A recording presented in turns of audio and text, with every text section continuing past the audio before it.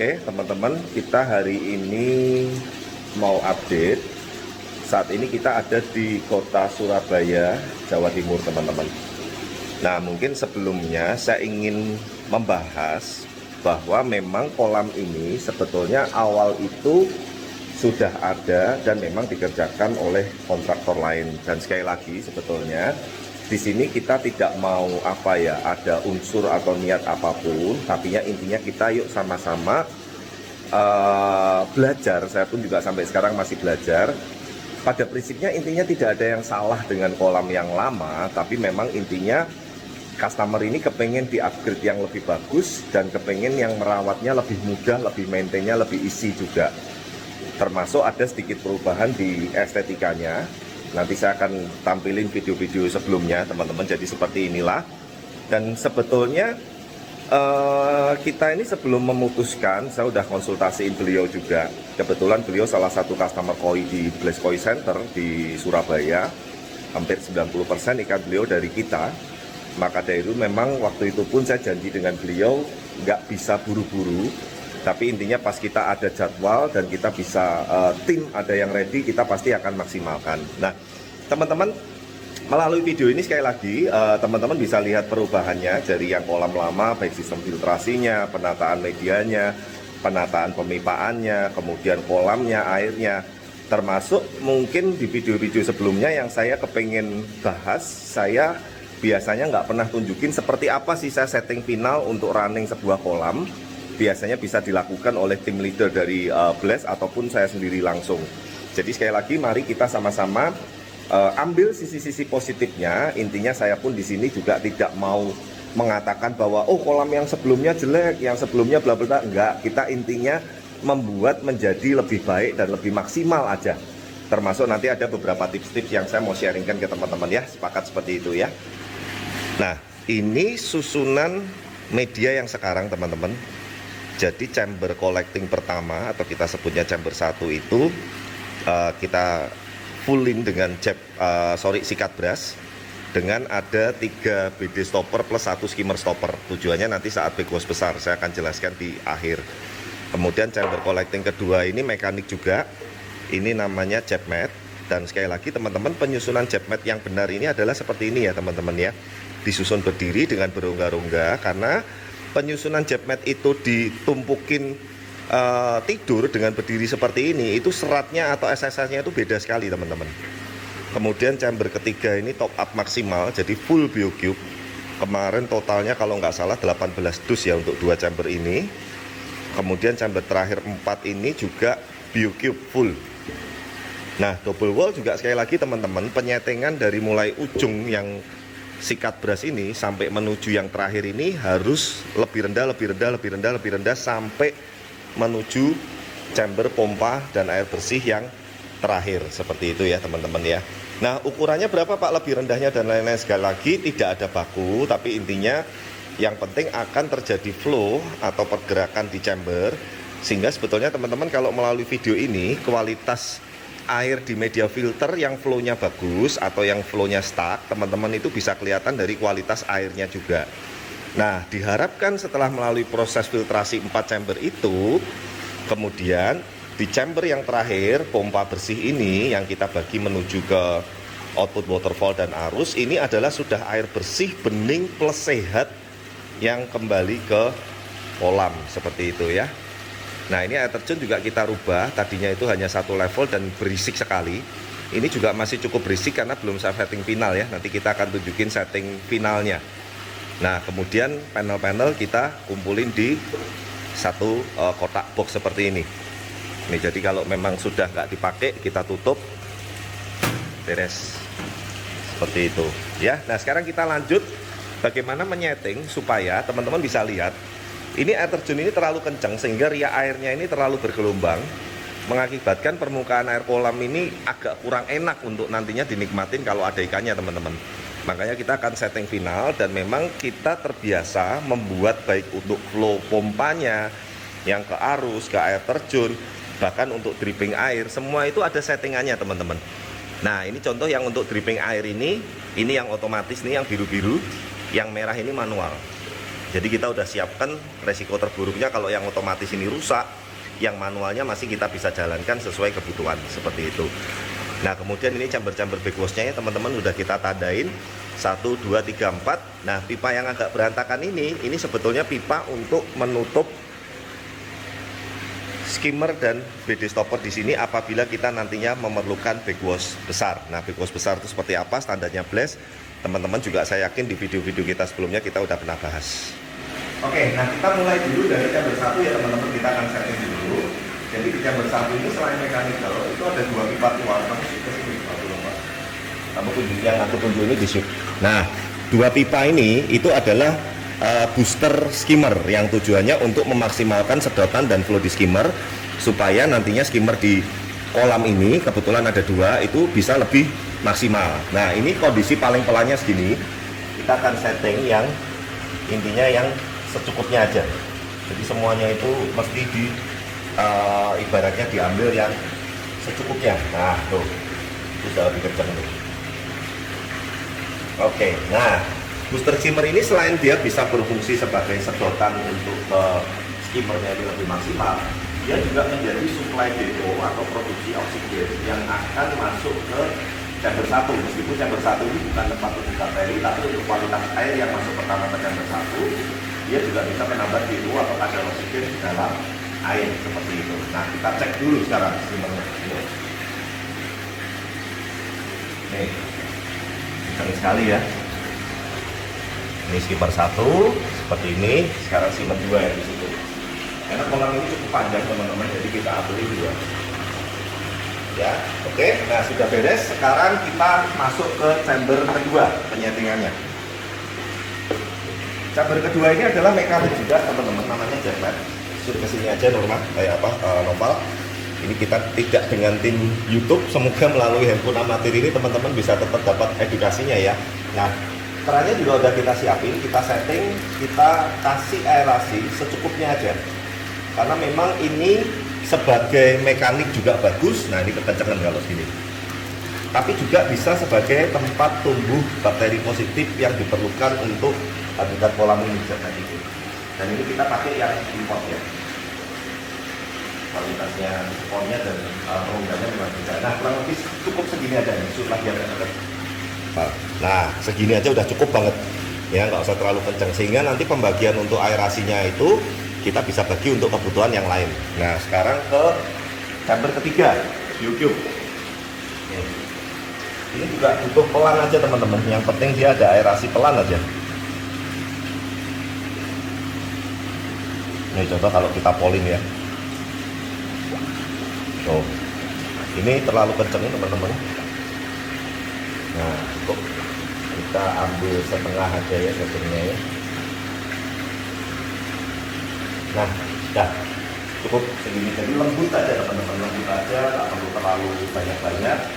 Yang penting memang oksigen atau DO yang dihasilkan dari mesin aerator ini diperlukan untuk kolam yang masih baru, ramai, salah satunya untuk produksi bakteri positif yang ada di chamber biologis ya. Nah kalau ke sini biasanya saya setting makin pelan lagi, lembut aja. Nah seperti ini aja cukup ya. Nah ini memang 2 dapur utama, 2 chamber yang isinya biotube itu adalah memang yang menjadi habitat atau ekosistem utama saat nanti sudah ada ikan mulai makan dan lain sebagainya, seperti itu ya. Oke, sekarang kita cek ini. Kalau untuk manualnya kita cek biasanya, nah ini airnya ngalir ya, tapi karena ini otomatisnya udah kita setting, kalau memang habis di backwash, habis dikurangin air atau segala macam pun, begitu level airnya turun dia kerannya otomatis nyala. Dan jadi kalau udah berfungsi baik ini kita matikan aja. Nah 2 yang warna orange ini kita shoot ya, ini untuk pengaturan arus. Nah biasanya arus itu saya maksimalin dulu, nanti saya baginya yang di pompa satunya yang mau di air terjun. Nah sekarang Norman dan teman-teman shoot dulu tuh air terjunnya. Ya, kencang sekali, gelombangnya sangat-sangat besar sekali sehingga permukaan ria airnya di kolam bisa goyang. Nah ini nanti kalau dinikmatin sudah ada ikannya agak kurang maksimal teman-teman, makanya kita setting ya. Oke, ini udah kita siapin untuk air terjun. Jadi dia ada dua pipa output dari kanan dan kiri, kumpul ke tengah, dia turun seperti itu.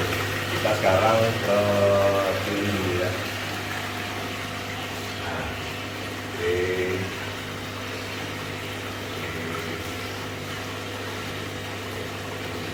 Nah, Oke, nah ini kalau ini shoot terlalu pelan ya, kalau terlalu pelan memang soft banget, tapi kan juga kurang asik tuh air terjunnya, agak pecah-pecah ya. Kita pakai dikit, coba. Oke, sudah agak mulai rata. Dikit lagi. Oke. Nah, sip. Nih teman-teman bisa lihat jatuhnya air sudah rata, tapi permukaan kolamnya sekarang jauh lebih tenang. Nah, Noval shoot ke arah sampai sepanjang kolamnya di sana. Tuh kan, nah ini teman-teman juga jangan khawatir Pak, nanti kalau air terjunnya pelan, kolamnya ikannya kurang oksigen nggak? Enggak, kan masih ada aerasi yang di chamber, masih ada aerasi yang di bawah air terjun, kemudian masih ada pompa arus juga yang untuk arus atas bawah yang membuat kolamnya ini berputar. Saya jamin DO atau kadar oksigennya ini sangat-sangat cukup sekali. Nah demikian ya teman-teman, jadi memang intinya perubahan ini dilakukan karena customer kepengen memang ibaratnya secara spek media, spek kolam, kemudian yang paling penting maintenance-nya itu jauh lebih mudah dan lebih simpel. Jadi nanti maintenance mingguannya, yuk kita shoot ke chamber big wash-nya. Ini kita hanya cabut pipa 1, ini yang tadinya isinya sikat brush. Sebulan sekali pipa 2. Yang 3-4 yang biologis ini hampir nggak pernah di big wash, biasanya big wash besar aja. Nah sekali lagi, tapi itu nanti tergantung juga jumlah populasi ikan, porsi kasih makannya, plus kualitas pakan itu juga penting teman-teman. Jadi teman-teman kalau pakai pakan murah itu pasti akan maaf sekali akan membuat kualitas air kolam kita itu menjadi kualitasnya kurang bagus, otomatis kerja filtrasinya juga lebih berat. Jadi semuanya itu berkaitan, makanya maaf seringkali kalau ada yang konsultasi saya nggak bisa bantu jawab banyak itu karena case-nya, poinnya itu untuk menciptakan air yang bersih, air yang bening, air yang sehat, dan kolam yang maksimal secara sistem dan perawatan itu kompleks teman-teman. Jadi poinnya berkaitan sangat banyak sekali. Nah teman-teman, jadi ini sudah final ya teman-teman ya, dari mulai jatuh air terjun, kemudian setting aerasi di bawah air terjunnya, kemudian fungsi-fungsi dari setiap chamber, dari mulai chamber 1 mekanik, chamber 2 jet mat, chamber 3 biologis biocube, chamber 4 biologis biocube, chamber terakhir pompa air bersih dan dripping air, kemudian ada juga chamber kering untuk backwash dan backwash kecil maupun backwash besar. Ya udah selesai, kita balikin lagi, tutup semua ya. Jadi sudah melalui video tadi, semoga teman-teman jelas standar sistem filtrasi di tempat kita. Sekali lagi teman-teman, tidak ada salah benar, intinya teman-teman mantep dengan siapa, dengan kontraktor siapa, dengan hitungan dan standar filtrasi seperti apa. Saya yakin semua kontraktor itu punya kelebihan dan punya ibaratnya pakem masing-masing yang kita nggak bisa pukul samain rata ya, seperti itu. Oke, nah decking kayu ini juga salah satu tipsnya teman-teman, jangan kita paten terlalu banyak, nanti waktu membuka customernya kasihan, berat gitu loh. Kalau per 2-2 seperti ini, mungkin maksimal per 3, itu satu orang aja ngangkatnya ringan sekali. Tuh, ini menggunakan kayu ulin ya teman-teman ya. Nah ulin ini adalah salah satu pilihan untuk finishing decking kayu yang memang bahannya ini sangat kuat dan sangat tahan lama sekali, baik untuk yang semi indoor seperti ini ya. Ini sebetulnya masih ada terbukanya tapi nggak langsung di atas nih di customer Surabaya. Tapi yang misalkan full outdoor pun biasanya yang paling cepat berubah ini hanya finishing warnanya aja nih. Ini kita coating pakai warna bening atau transparan. Jadi serat kayunya dan warna ulinnya aslinya ini tidak terlalu berubah ya teman-teman ya. Oke.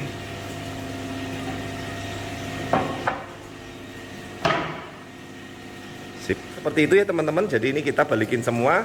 Setelah ini kita akan review secara keseluruhan kalau sudah beres rapi semua kembali ya.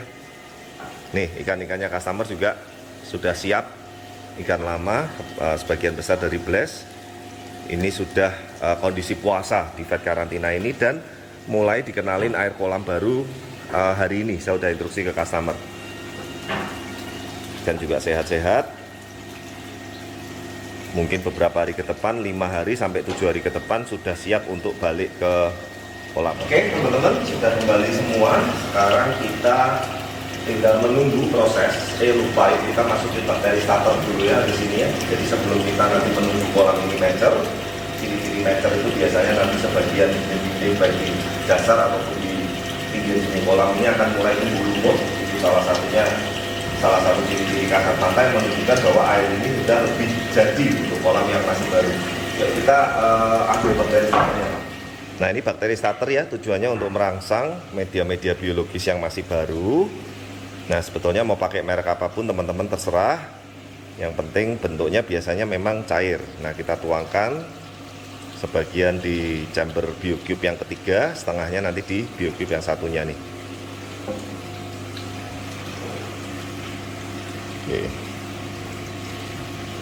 Nah bakteri starter ini juga sebetulnya untuk dia bisa memproduksi atau mengaktifkan bakteri-bakteri positif yang diperlukan untuk sebuah habitat kolam koi kita.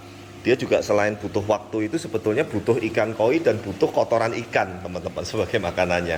Makanya ini nanti sambil ikannya sudah masuk, dia biasanya juga akan mengeluarkan lendir, sisa-sisa kotoran yang mungkin habis dari dikasih makan tifat dan segala macam. Tapi memang itu diperlukan menjadi makanan untuk bakteri-bakteri yang ada di media biologis ini bertumbuh. Kurang lebih seperti itu teman-teman simpelnya. Oke, sip, kita balikin, tutup, selesai. Nah inilah teman-teman ya, jadi sekali lagi yang kita lakukan untuk merenovasi hampir total baik di filtrasi maupun pemipaan di dasar kolam ini, tujuannya adalah untuk lebih memaksimalkan dan mengoptimalkan kolam koi customer tersebut.